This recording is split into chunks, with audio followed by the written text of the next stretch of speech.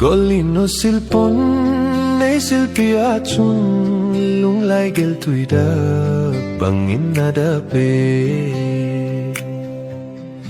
nay hintil pi hi kasang ampoyo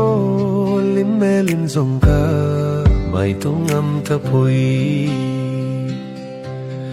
lonely le tongo to ke kipolta nang ipul do vin samang kasal mo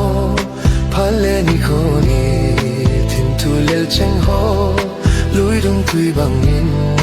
pui mang le kanu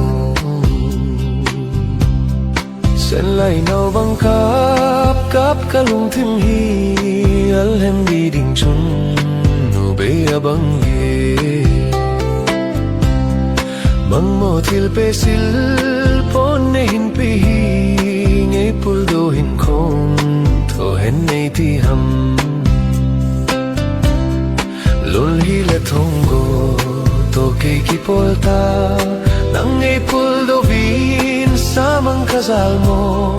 phale ni khoni tim tu lel cheng ho lui dung tui bangin pui mang le kanu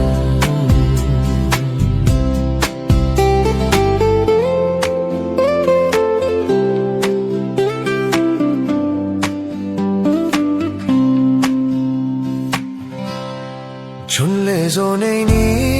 khang ko to lovin